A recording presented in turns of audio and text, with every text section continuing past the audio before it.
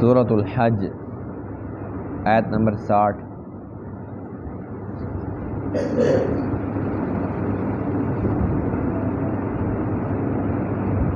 اعوذ باللہ من الشیطان الرجیم،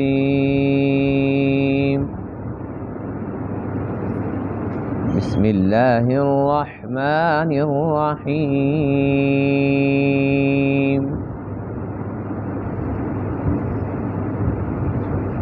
ذلك بأن الله يولج الليل في النهار ويولج النهار في الليل وأن الله سميع بصير۔ ذلك بأن الله هو الحق وأن ما يدعون من دونه هو الباطل وأن الله هو العلي الكبير۔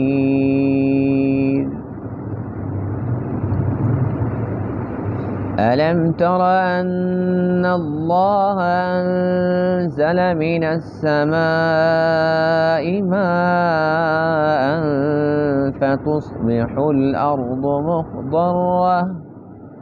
إن الله لطيف خبير۔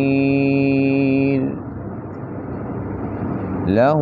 ما في السماوات وما في الأرض وَإِنَّ اللَّهَ لَهُوَ الْغَنِيُّ الْحَمِيدُ۔ صدق اللہ العظیم۔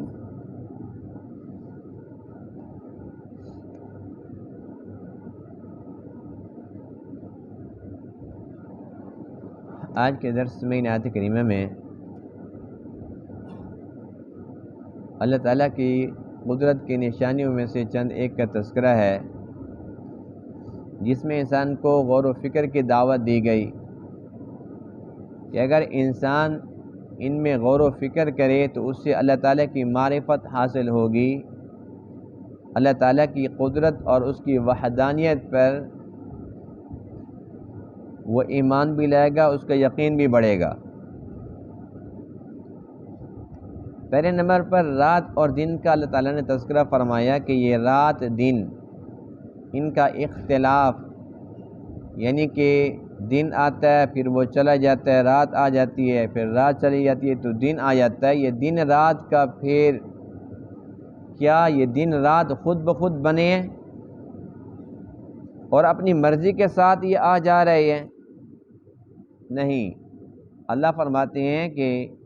دن اور رات کا خالق بھی میں ہوں اور مالک بھی میں ہوں۔ میری مرضی کے ساتھ یہ دن رات آتے جاتے ہیں اور کبھی دن بڑا کبھی رات بڑی کبھی دونوں برابر، اور اسی سے پھر موسم تبدیل ہوتے ہیں، کبھی سردی ہے کبھی گرمی ہے، کبھی موسم بہار کبھی موسم خزاں۔ تو یہ اللہ تعالیٰ کی قدرت کی ایک بہت بڑی نشانی ہے۔ اگر کوئی بندہ صرف اسی کے اندر بھی غور و فکر کر لے تو اس سے اللہ تعالیٰ کی قدرت اور اس کی وحدانیت سمجھ آ جائے گی۔ یہ بات سمجھا کے پھر اللہ فرماتے ہیں کہ اب تو تمہیں مان لینا چاہیے کہ اللہ تعالیٰ ہی حق ہے اور اللہ کے علاوہ جو لوگ دوسروں کو پکارتے ہیں وہ باطل ہے۔ پھر اللہ تعالیٰ نے بارش کا تذکرہ فرمایا کہ بتاؤ آسمان سے پانی کون برساتا ہے؟ کیا اپنی مرضی کے ساتھ بارش آتی ہے؟ ہرگز نہیں، اللہ تعالیٰ ہی اس پانی کو اتارتا ہے اور جتنا چاہتا ہے اور جہاں چاہتا ہے، اور پھر یہ پانی جب زمین پر آتا ہے تو زمین مردہ ہوتی ہے، بنجر زمین ہوتی ہے، اور اس پانی کے ساتھ پھر وہ ہری بھری ہو جاتی ہے، سرسبز ہو جاتی ہے، ہر طرف سے سبزہ ہی سبزہ نظر آتا ہے۔ تو اللہ فرماتے ہیں کہ جس طریقے سے یہ مری ہوئی زمین اللہ تعالیٰ کی قدرت سے اس پانی کے ساتھ زندہ ہو گئی، اسی طریقے سے اللہ تعالیٰ قادر مطلق ہے، وہ جب چاہے گا تو اپنے بندوں کو جو کہ مر چکے ہیں ان کو پھر ایک بار زندہ کر کے دکھائے گا۔ جس اللہ کے لیے اتنی بڑی زمین کو جو بنجر ہو مردہ ہو اس کو زندہ کرنا کچھ مشکل نہیں، اس ذات کے لیے چھوٹا سا بندہ، چھوٹا سا انسان، اس کو مارنا اور اس کو پھر دوبارہ زندہ کرنا کیا مشکل ہے؟ تو یہ بھی ایک بہت بڑی اللہ تعالیٰ کی قدرت کی نشانی ہے۔ اگر انسان اس کے اندر بھی غور و فکر کرے تو اسے اللہ تعالیٰ کی معرفت حاصل ہوگی۔ ذالک بأن اللہ یولج اللیل فی النہار، یہ بات اس وجہ سے ہے کہ بے شک اللہ تعالیٰ داخل فرماتا ہے رات کو دن میں، وَیُولِجُ النَّہَارَ فِی اللیل، اور داخل فرماتا ہے دن کو رات میں، وَأَنَّ اللَّهَ سَمِیعٌ، اور بے شک اللہ تعالیٰ سننے والا ہے، بصیر دیکھنے والا ہے۔ ذَلِکَ بِأَنَّ اللَّهَ، یہ اس وجہ سے ہے کہ بے شک اللہ تعالیٰ هو الحق، وہ حق ہے، وَأَنَّ مَا يَدْعُونَ مِن دُونِهِ هُوَ الْبَاطِلُ، اور بے شک وہ جو پکارتے ہیں اللہ کے علاوہ جنہیں، هو الباطل، وہ باطل ہے، وَأَنَّ اللَّهَ هُوَ الْعَلِيُّ، اور بے شک اللہ تعالیٰ وہ بلند ہے، الکبیر بہت بڑا ہے۔ الم ترى، کیا آپ نے دیکھا نہیں، ان اللہ انزل من السماء ماء، کہ بے شک اللہ تعالیٰ نے اتارا آسمان سے پانی کو، فتصبح الارض مخضرہ، پس اس کے ساتھ زمین سرسبز ہو گئی، ان اللہ لطیف، بے شک اللہ تعالیٰ لطیف ہے، باریک بین ہے، خبیر ہر چیز سے باخبر ہے، لہو ما فی السماوات، اسی کے لیے ہے جو کچھ آسمانوں میں ہے، وما فی الارض، اور جو کچھ زمین میں ہے، وَإِنَّ اللَّهَ لَهُوَ الْغَنِيُّ، اور بے شک اللہ تعالیٰ وہ تو غنی ہے، بے نیاز ہے، الحمید تعریفوں والا ہے۔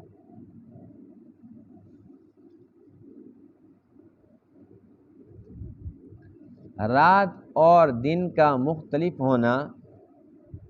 یہ اللہ تعالیٰ کی قدرت کی ایک بہت بڑی نشانی ہے، اور اس نشانی کے متعلق اللہ تعالیٰ نے قرآن مقدس میں ارشاد فرمایا، ان جعل اللہ علیکم اللیل سرمدا الی یوم القیامہ، اگر اللہ تعالیٰ اس رات کو لمبا کر دے، اتنا لمبا کرے، اتنا لمبا کرے کہ قیامت تک، قیامت آ جائے لیکن رات ہی جا رہی ہے،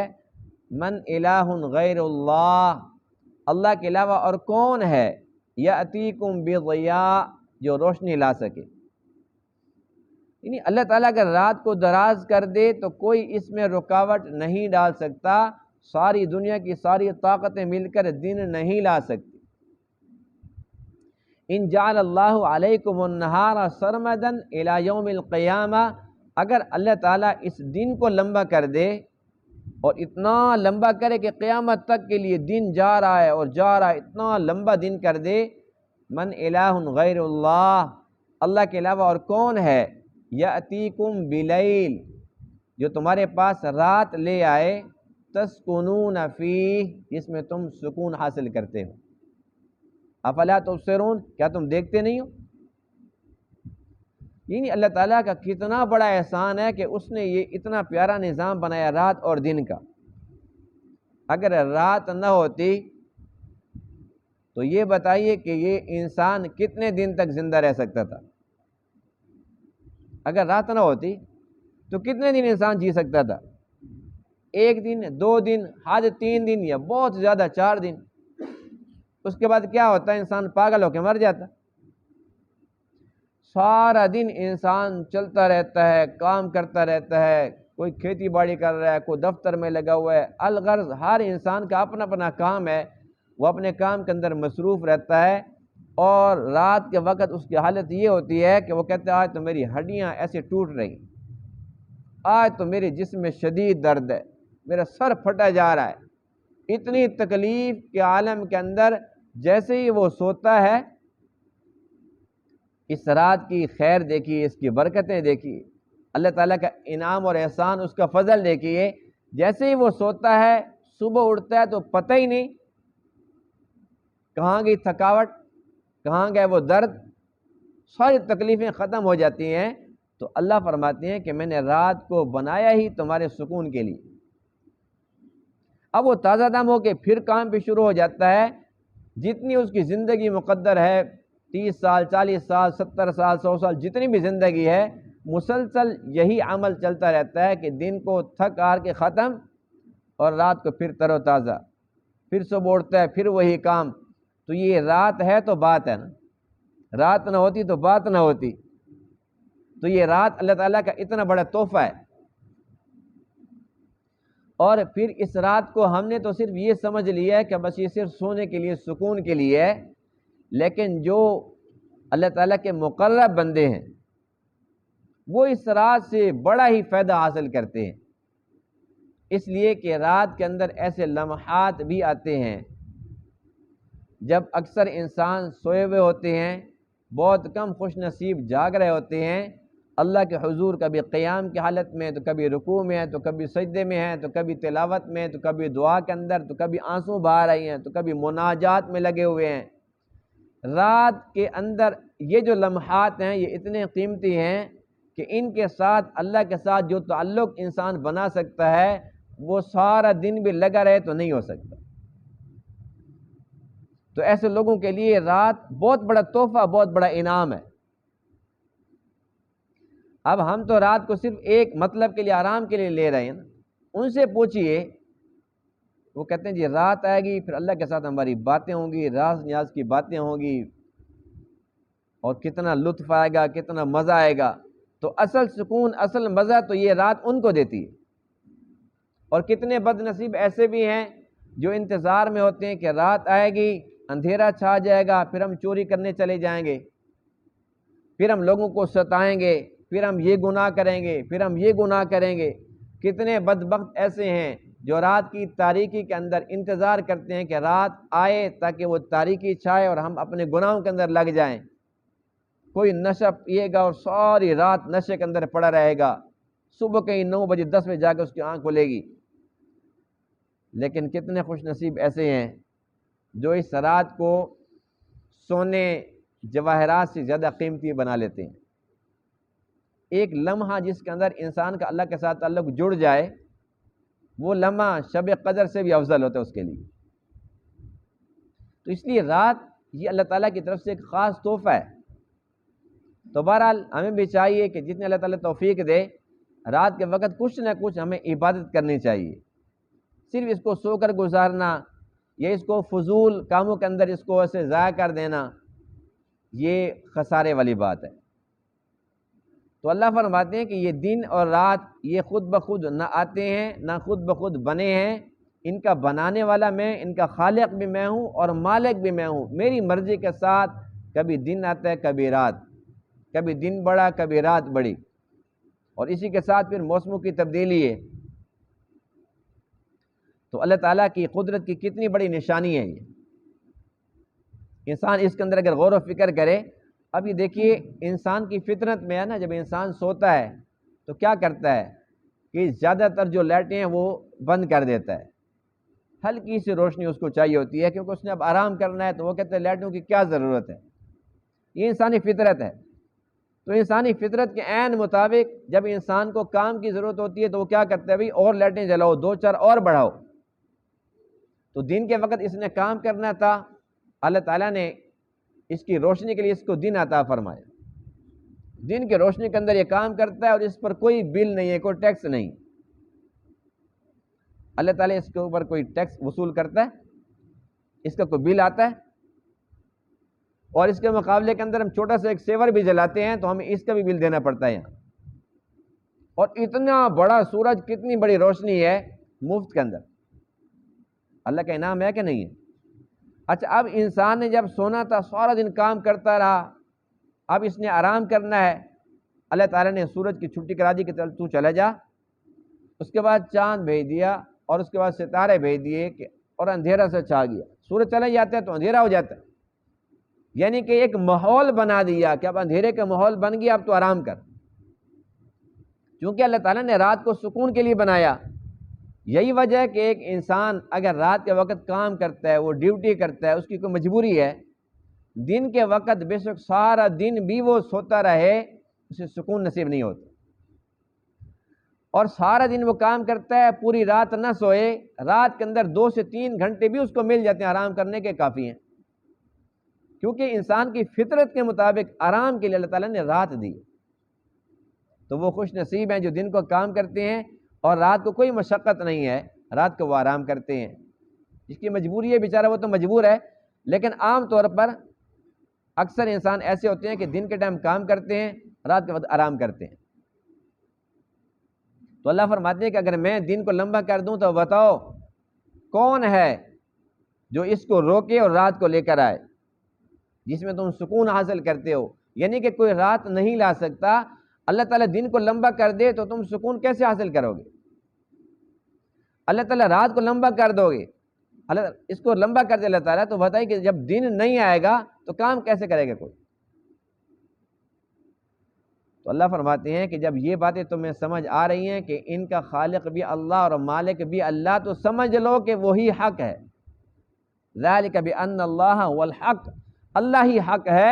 وَأَنَّ مَا يَدْعُونَ مِن دُونِهِ هُوَ الْبَاطِلُ، اور جو اس کو چھوڑ کر دوسروں کے پیچھے دوڑتے ہیں، دوسروں کو پکارتے ہیں، وہ باطل ہے۔ کوئی شک و شبہ کی گنجائش نہیں ہے کہ اللہ ہی حق ہے، اور اللہ کا جو بھی غیر ہے، جس کو کوئی بھی انسان اللہ کے برابر درجہ دے کسی بھی شکل کے اندر، اس کو پکارے یا اسے حاجت روا یا اس کو مشکل کوشا سمجھے، یہ باطل ہے۔ اور اللہ کی تعریف یہ ہے وَأَنَّ اللَّهَ هُوَ الْعَلِيُّ الْكَبِيرُ، وہ علی ہے، بلند ہے، کبیر ہے، بہت بڑا ہے، وہ بلند ہے، بڑا ہے۔ اب دیکھیے کہ اس لفظ پر ہم تھوڑا سا غور و فکر کریں، یعنی کہ قرآن مقدس میں اللہ تعالیٰ نے اپنی تعریف ہمیں خود سمجھائی ہے نا، کہ میری تعریف یہ ہے کہ میں بلند ہوں، میری تعریف یہ ہے کہ میں بہت بڑا ہوں۔ اب یہی الفاظ ایک انسان جب نماز کے اندر سجدے کی حالت میں کہتے ہیں سبحان ربی الاعلی، اب یہ لفظ ہے وَأَنَّ اللَّهَ هُوَ الْعَلِيُّ، اللہ تعالیٰ بلند ہے۔ ہم سجدے میں جا کے کیا کہتے ہیں؟ سبحان ربی الاعلی، سبحان ربی، میرا رب پاک ہے، الاعلی بلند ہے۔ اب انسان اپنی ناک رگڑ کے، پیشانی رگڑ کے اور انتہائی عاجزی کے ساتھ، یعنی کہ جتنا وہ جھک سکتا تھا، اب جب زمین کے اوپر ہم اپنی پیشانی لگا دیتے ہیں اور اپنی ناک رگڑ دیتے ہیں، اس سے نیچے ہم جا سکتے ہیں؟ یہ انسان کی عاجزی اور پستی کی انتہا ہے۔ اور اتنی عاجزی کے اندر جب انسان کہتا ہے کہ اللہ میں تو بالکل گیا گزرا ہوں، میں تو بالکل عاجز ہوں، پست ہوں تیرے سامنے، تو تو پاک ہے اور بلند ہے، اللہ تعالیٰ کتنا خوش ہوتا ہے۔ یہی وجہ ہے کہ حدیث پاک میں ہے کہ سب سے زیادہ قرب اللہ تعالیٰ کا انسان کو اس وقت نصیب ہوتا ہے جب وہ سجدے کی حالت میں ہوتا ہے۔ نماز کے اندر انسان جب سجدے میں ہوتا ہے، اب چونکہ اللہ تعالیٰ کی وہ بڑائی کا، عظمت کا وہ اعلان کرتا ہے، اقرار کرتا ہے، اللہ تعالیٰ راضی ہوتا ہے اور خوش ہوتا ہے۔ أَلَمْ تَرَ أَنَّ اللَّهَ أَنزَلَ مِنَ السَّمَاءِ مَاءً، اللہ تعالیٰ کی قدرت کی ایک اور نشانی، آسمان سے اللہ تعالیٰ پانی برساتا ہے، پانی زمین پر آتا ہے، اور بنجر زمین، خشک زمین، مردہ زمین، اس میں جان پڑ جاتی ہے، ہر طرف سبزہ اگنا شروع ہو جاتا ہے، زمین تر و تازہ، سرسبز و شاداب، ہری بھری، ہر طرف ہریالی، کتنا پیارا منظر ہوتا ہے۔ تو اللہ فرماتے کہ کتنی بڑی زمین تھی اور وہ مری ہوئی تھی، جیسے اس کو میں نے زندہ کر دیا پانی کے ساتھ، اسی طریقے سے تم تو چھوٹے چھوٹے انسان ہو، میں تمہیں پہلی بار پیدا کر سکتا ہوں، مار سکتا ہوں تو دوسری بار بھی پیدا کر سکتا ہوں، میں پھر تمہیں زندہ کر سکتا ہوں، اس میں تم شک میں نہ پڑو کہ جب ہم گل سڑ جائیں گے، ہماری ہڈیاں بوسیدہ ہو جائیں گی، ہم خاک کے ساتھ خاک ہو جائیں گے، اللہ کیسے ہمیں زندہ کرے گا دوبارہ؟ اور پھر انسان سوچتا ہے نا، کمزور ہے انسان، کہ اتنے انسان ہیں، اربوں انسان ہوں گے، کھربوں انسان ہوں گے، آدم علیہ السلام سے لے کر قیامت تک جتنے بھی انسان ہیں، کتنے انسان ہیں، اللہ ان کو کیسے پیدا کرے گا؟ تو اللہ فرماتے ہیں ما خلقکم ولا بعثکم الا کنفس واحدہ، تم جتنے بھی انسان ہو، تم سب کا پہلی بار پیدا کرنا اور پھر دوبارہ تمہیں پیدا کرنا میرے لیے ایسے ہے اللہ کا نفس واحدہ، جیسے ایک جان، یعنی 10 کھرب انسان، اللہ فرماتے ہیں تمہارے لیے 10 کھرب انسان میرے لیے ایسے جیسے ایک انسان۔ یہ اللہ تعالیٰ کی قدرت ہے۔ اللہ فرماتے ہیں کہ میں بڑا ہوں، سب سے بڑا ہوں، اللہ اکبر، اللہ سب سے بڑا ہے۔ یہ انسان سوچتا ہے کہ اتنے انسان ہیں، اتنی آبادی ہے، اللہ کے لیے کیا مشکل ہے؟ اللہ فرماتے ہیں پہلی بار بھی سب کو پیدا کر دیا، دوسری بار بھی سب کو پیدا کر دوں گا، میرے لیے کچھ بھی مشکل نہیں۔ اب یہاں سے ایک اور بات دیکھیے پانی کی، اگر انسان اسی بارش کے اندر غور و فکر کرے،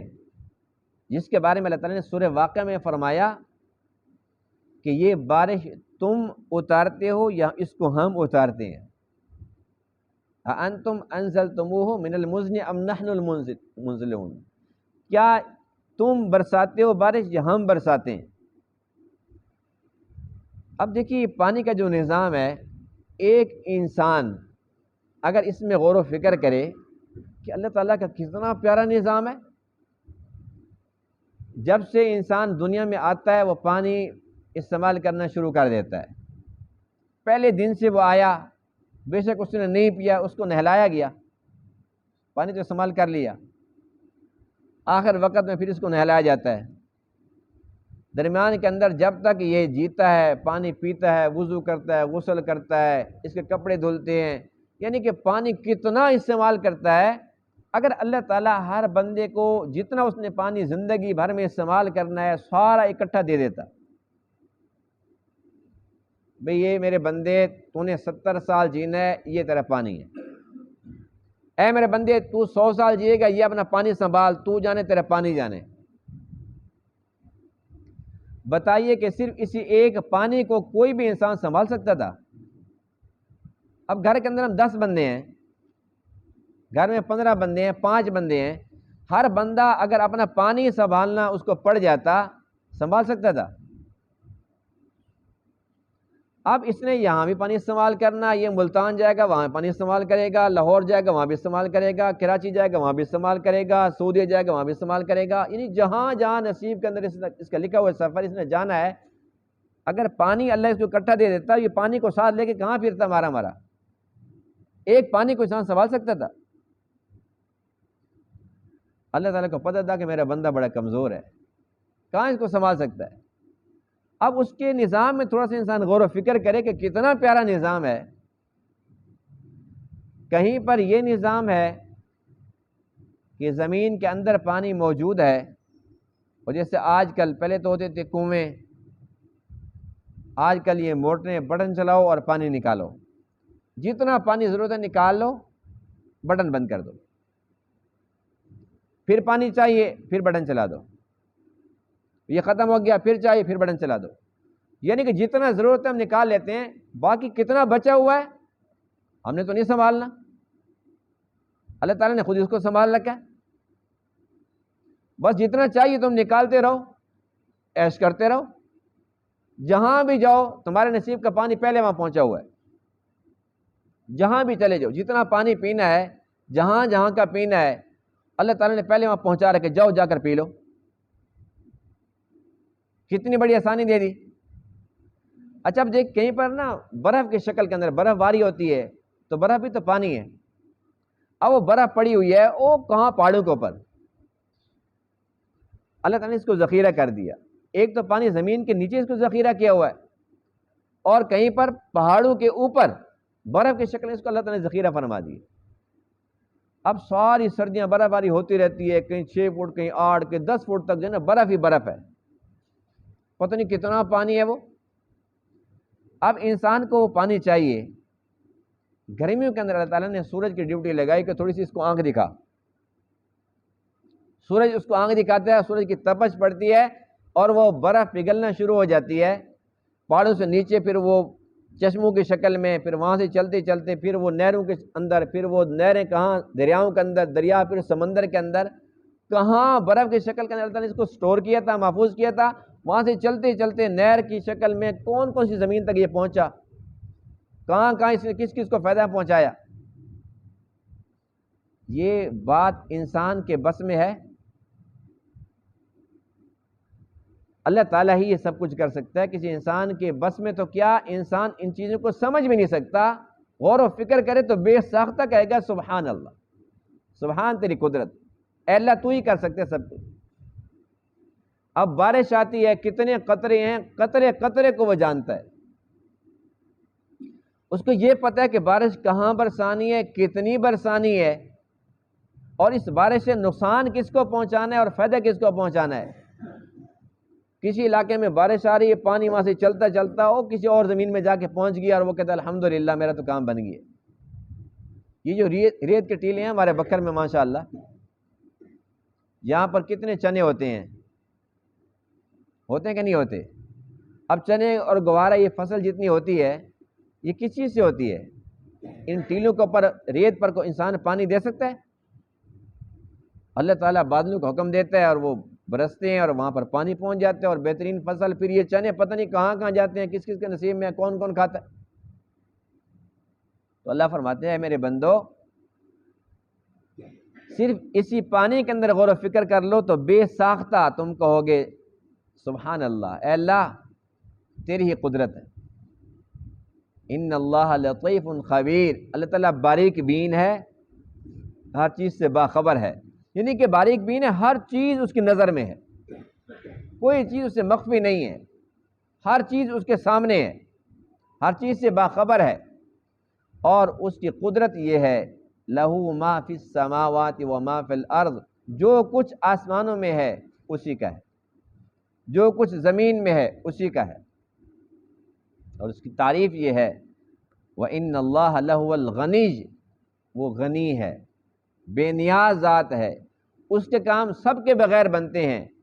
اور کسی کا کام بھی اس کے بغیر نہیں بنتا، بے نیاز ہے، صمد، غنی، حمید، تعریفوں والا ہے، تعریفوں والا ایسا ہے کہ کسی بھی چیز کی تعریف کرو انتہا اللہ تعالیٰ کی تعریف کے اوپر جا کے ختم ہوتی۔ کوئی انسان خوبصورت ہے جی، بہت خوبصورت ہے، اس کو خوبصورت بنایا کس نے ہے؟ اللہ تعالیٰ نے۔ فلاں بندے کے اندر یہ کمال ہے، یہ خوبی ہے، یہ خوبی دی کس نے ہے؟ اللہ تعالیٰ نے۔ سورج اتنا خوبصورت ہے، کس نے خوبصورت بنایا؟ اللہ تعالیٰ نے۔ الغرض کسی بھی چیز کی تعریف میں جب ہم جاتے ہیں، اس کی گہرائی میں جاتے ہیں، تعریف آخر میں کس پہ جا کے ختم ہوتی ہے؟ اللہ تعالیٰ پہ۔ تو اللہ فرماتے ہیں کہ میں حمید ہوں، تعریفوں والا ہوں، ہر چیز کی تعریف حقیقتاً اللہ ہی کی تعریف ہے۔ تو ایسے پیارے رب کو چھوڑ کے جو غنی ہے، حمید ہے، کبیر ہے، علیج ہے، لطیف ہے، خبیر ہے، یہ آج کے درس کے اندر یہ جو الفاظ اللہ تعالیٰ کے صفاتی نام ہیں، ایسے رحیم کریم رب کو چھوڑ کر جو انسان وہ غیر اللہ کے پاس جاتا ہے، وہاں جا کر پھر وہ ٹکریں مارتا ہے، سجدے کرتا ہے اور انہیں پکارتا ہے، اس سے بڑا احمق اور جاہل انسان کون ہو سکتا ہے؟ پھر اس کے نصیب میں دنیا کے اندر بھی ذلت ہے اور آخرت کی ذلت تو ہے ہی۔ ہم اللہ تعالیٰ کا شکر ادا کرتے ہیں کہ ہم مسلمان ہیں الحمدللہ۔ تو ہمیں چاہیے کہ ہم اپنے رب کے ساتھ محبت کریں، اس کی بندگی کریں تو اس کی محبت میں کریں، کہ جب اس کے انعامات اتنے احسانات ہیں ہمارے اوپر تو ہمیں چاہیے کہ ہم بھی تو کچھ نہ کچھ شکر ادا کریں، اور شکرانے کا طریقہ، بہترین طریقہ یہ ہے کہ ہم اس کی بندگی کریں، بندگی میں لگے رہیں گے تو انشاءاللہ جب وہ ہمارا خاتمہ ہوگا تو اسی بندگی پر ہوگا، اور یہی تو مقصود ہے۔ اللہ تعالیٰ ان تمام باتوں کو سمجھنے عمل کرنے کی توفیق عطا فرمائے۔ وآخر دعوانا الحمدللہ رب العالمین۔